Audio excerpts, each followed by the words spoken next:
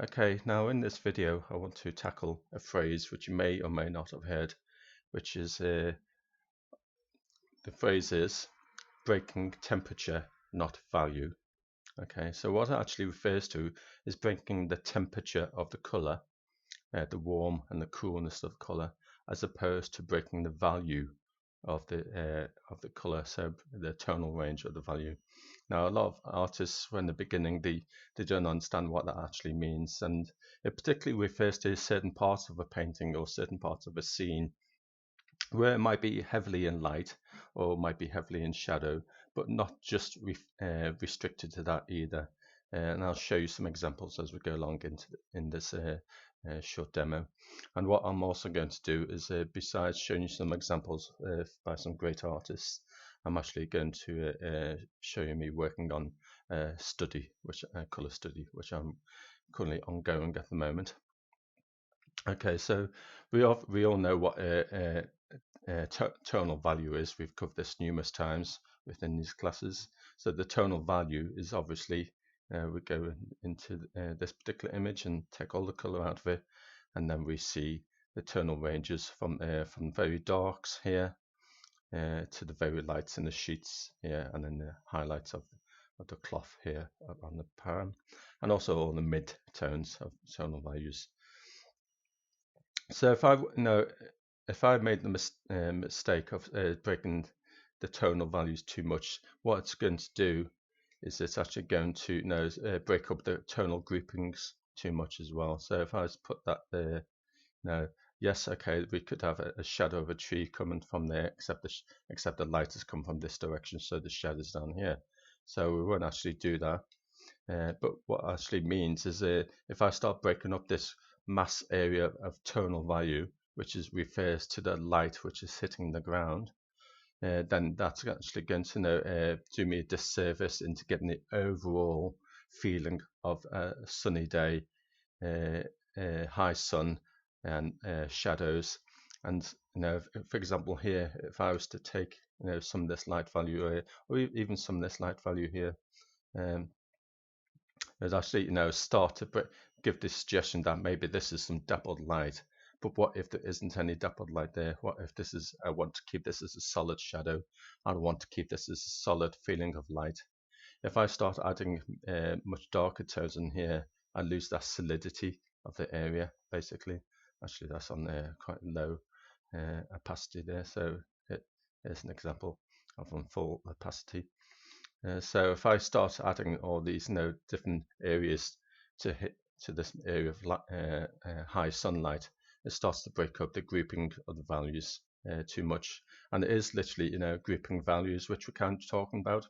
It's this phrase break temperature not value is referring to not just the tonal values, but it's also actually referring to color as well. So it's I could actually say, okay, I can put some of this color over here, but it's going to break, like saying, just to repeat myself, it's going to break up all this lovely area of sunlight here.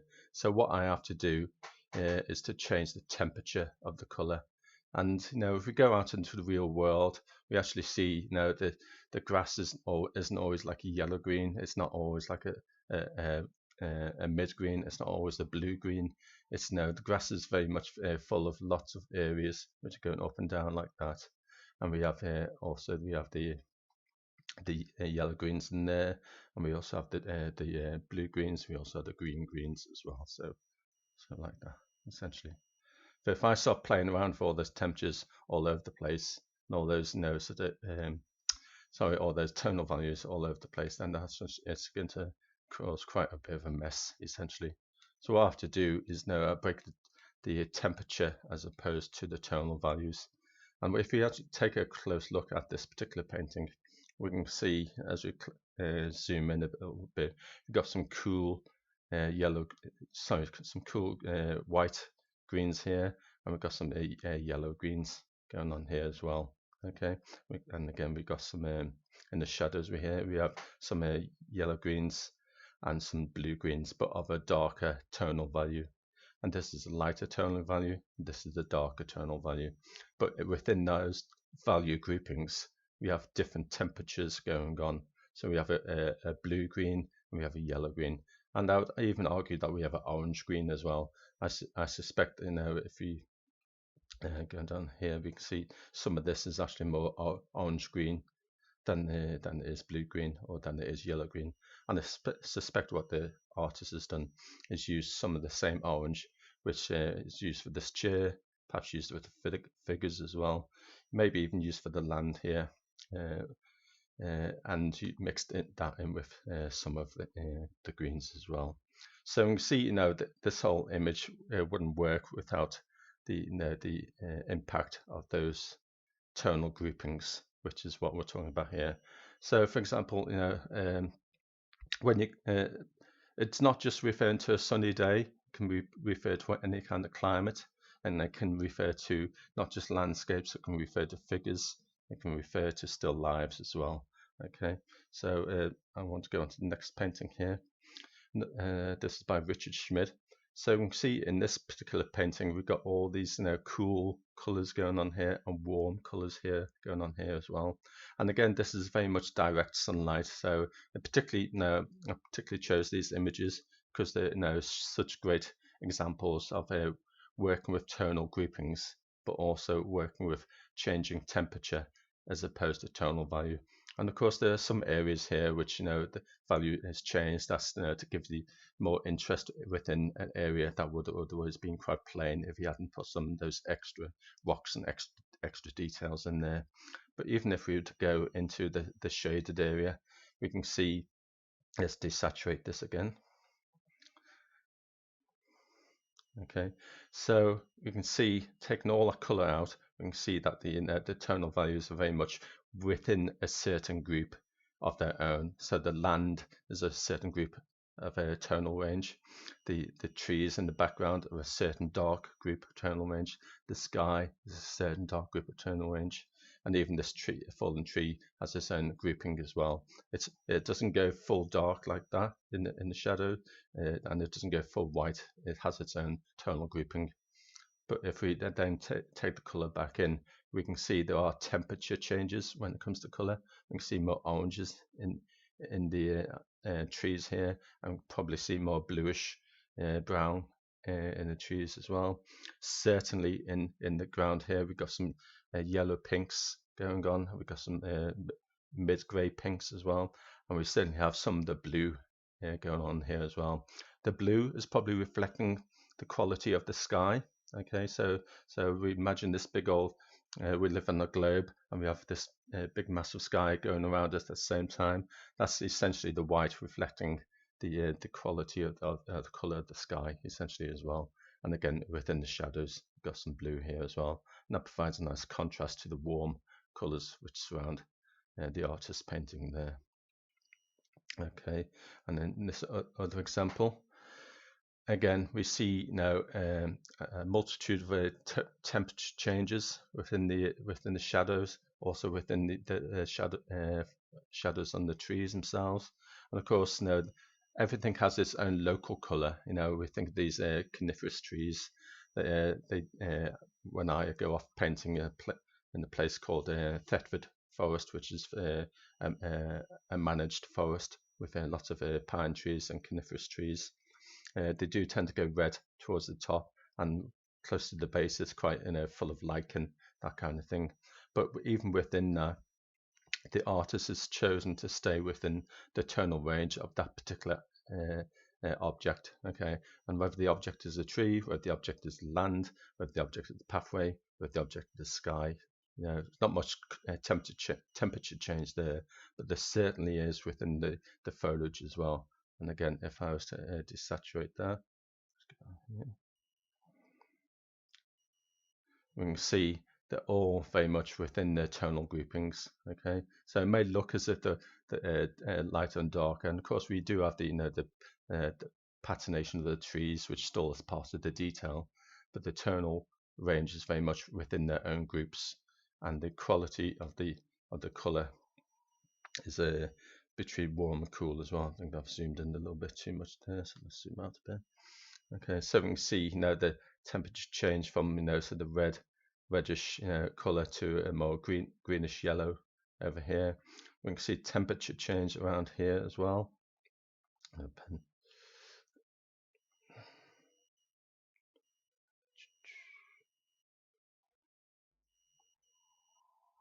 So if I was to select an area over here, let's do that. Oops. So we see just within that area here, we've got some orange green, we've got some blue green, we've got some mid-range green, and we've got some paler greens and all that kind of thing. So it's one of these things to bear in mind when you're actually working with, a landscape or a figure. Really look, is there any value change at all? And if there isn't, then consider changing the temperature change, because the temperature change could be anything from the bounce light, which is coming up from the ground and hitting the subject matter. So, for example, the bounce light is come down from the sky, which is blue, and it's bouncing off the land, and it's bouncing up into this lower area of the tree, because that's the closest area to the ground, essentially. And so that might be actually cooler. It's one reason why we have the cooler shadows on the trees as well, because it's the bounce light hitting the subject matter. This is one of my favorite paintings, and you can see the artist up here, Michael Malm, and this is a great example of a temperature change as well. If I zoom into the background here, zoom back out again a little bit, you can see the amount of temperature change going on here in the background. Some blues, some pinks, some greens, that kind of thing, but it still gets the effect of trees or bushes, that kind of foliage in the background on a winter's day. Even down here, we've got the temperature change down here as well.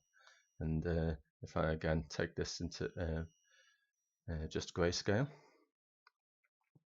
you can see essentially it still works.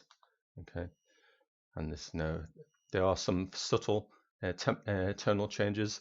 I would say in order to keep the mass grouping of those particular areas, of the mass grouping of the clothing and the band around the waist and the scarf and the foliage in the background, you can only get basically one half step away from the original tonal value. So one half step either way, and that's not a full step, that's a half step, and it's based on the 1 to 9 scale of the tonal range, essentially. And again, just take it back into color. If I was going here, you can see there's some blues on the clothing here, and some reds and some yellows as well. And it's not just there to provide a variety, it's there to to give you a realistic sense of how light actually does play within a real world. So you often perhaps won't always see that being translated in a photograph. It's something really have to be experienced with, and to be able to see for yourself through doing plein air, through doing sketching, that kind of thing. And just one final image. Here's a portrait, and again, this will show you again, not particularly in the hat, because obviously the artist is trying to suggest some sort of change in fabric, as well as the patination which might be on the fabric, but particularly in the face. So let me just take the color out again. Oops, there we go. So again, you can see within the face here, it's all essentially the same tonal range, and as it progresses around the jawline, you're obviously going to get darker because the light is hitting from the left hand side here. Okay, and again, if I put the color back in, you can see there's enormous amount of different colors going on here. You've got some blues over by the brow here. We've got some blues heading around the sort of mouth area, around the chin. Where the cheeks are tend to be more reddish, because that's where a lot of the blood veins are. Okay, and again, if you look at the forehead here, we've got some oranges, we've got some whites. White is generally seen as a cool color, and we've got some blues as well. Let's zoom out as well. Okay, so how does this apply to the real world? Well, here's an image of what I'm working on at the moment. It's a photograph of a place nearby, and obviously it's a very sunny day in a very green and lush area. So these are all nettles in the foreground, and you might think, oh, I'm just going to paint it all the same green. That would be a really bad mistake, because it's not going to look very realistic. It's not going to give the effect of cool shadows neither, and it's not also going to give the effect of sunlight actually peeking through as well, and hitting some there. So if you actually take a good close-up look, we can see there is a variety of greens and blues going on there, and yellow greens and blue greens and that kind of thing. So we can see there's leaves that are actually reflecting some of the sky a bit more, which is why they're lighter.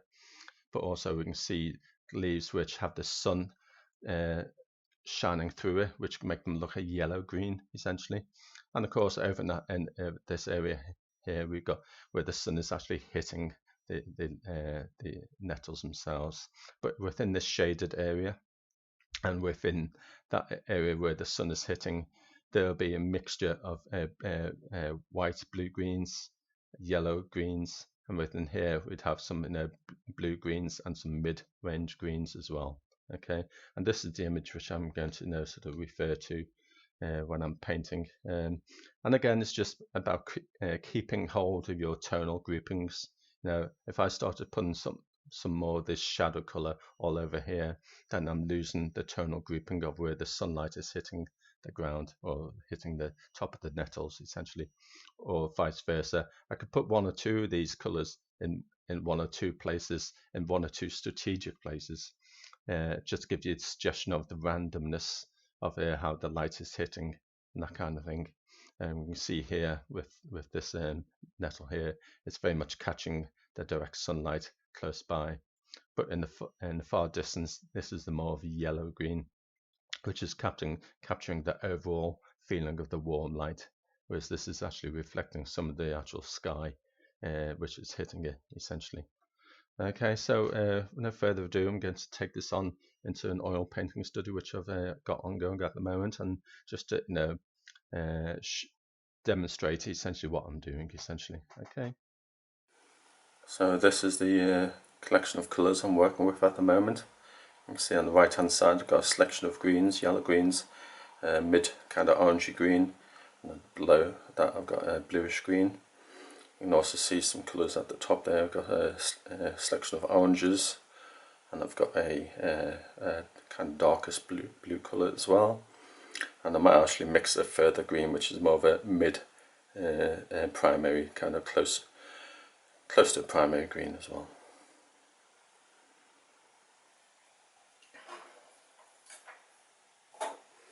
Okay, so as you can see on my study here, it's a work in progress. I'm not going to be working on all of this in this demo. These demos are only meant to be short and give you some insight into some of the principles and methods, techniques of painting, by creating representational art. So you can see, particularly in this area and also within the lighter area as well, I've got some blue greens here, I've got some orange greens, I've got some mid-range greens as well, all that kind of thing. And of course there are some random sort of marks as well to give you that feeling of the light from the sky hitting down on some of the nettles, which have some cool greens on the top of them essentially. And again, within this yellow here, if it was all just a yellow green, it'd look a bit odd, a bit not realistic, because nettles are by sort of nature kind of a mid green, and essentially as soon as the light hits them, they become a kind of a bluish green on some of the top of the leaves essentially. So I need to be able to translate that within the paint and get that feeling across of that natural, kind of random colours, which temperatures which you actually do get within the landscape. So once again, I'm treating this very much within tonal groupings. Got tonal grouping within the shade here, got tonal grouping within the light here, and as the light which is coming on from this direction starts to recede or disappear into more of the depth of the forest itself essentially. So this is actually the opposite way ground light-wise compared to the photograph I showed you. That's a personal choice I did as an artist. I wanted the light to come from this direction, mainly because as people in the West, we tend to read from left to right, okay? And that's just a consideration I wanted personally in my painting, to have the light coming from that direction. And as an artist, I can choose to do that through artistic license, essentially. And I'm still working on this as a colour study. It's a work in progress, and but I thought this is a very good example to be able to show you as regards to the breaking temperature, not value, essentially. And as I with the magic of photography, just one moment. So you should be able to see that this is now desaturated, and it's actually shown in black and white or grayscale, and you can see that the tonal range or the tonal groupings actually very much kept to themselves. Okay, so the light is very much part of the light tonal grouping, and the dark shades are very much part of the that tonal grouping as well. So what I'm going to do is just do some bit of work on this just to show it in practice.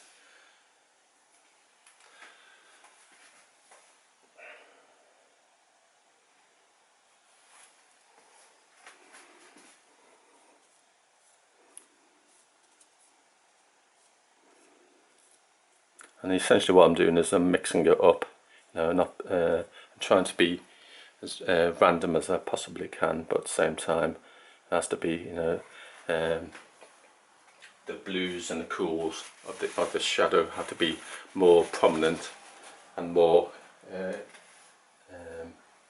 part of that tonal grouping than the actual yellow greens, because otherwise that will change the temperature. The shade is generally speaking cool in this area, and as it goes into the light, it will become more sort of warmer, essentially.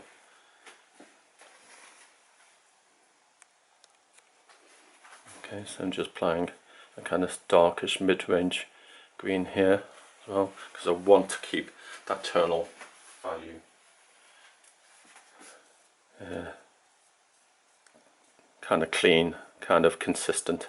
Okay, so although there's some orange greens in there, there's some blue greens in there, I want to make sure that tonal area in the shade is always the main quality of that area. So colour gets all the credit, but tonality does all work. So tonality is still very much part of this, but I'm actually changing the temperature in order to give it more of a realistic effect, but also more variety as well. Okay, and think, as I said earlier, as things are hit by the sky above, we tend to get the light of the sky hitting the area.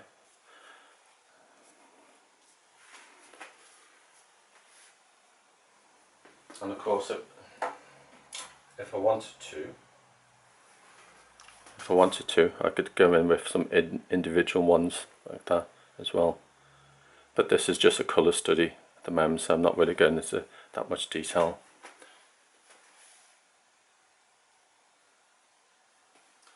And also, if I wanted to, I could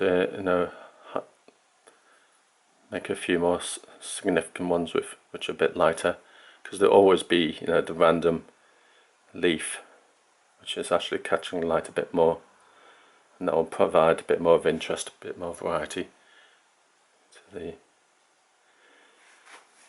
scene as well, especially in the foreground. When things are closer, you won't see that kind of particular detail when the things in the middle ground or distance. This is particularly a factor of something which is close up. Okay. So it's just a quick one, and I hope you found it useful, and certainly do play with that in whatever scene you're painting, whether it's a figure, landscape or still life. Look at the changes in temperature within the scene you're painting, and consider know how that's going to be applied in your painting as well. Variety is the spice of life, apparently, so have a bit more variety within the tonal ranges of your paintings. Okay.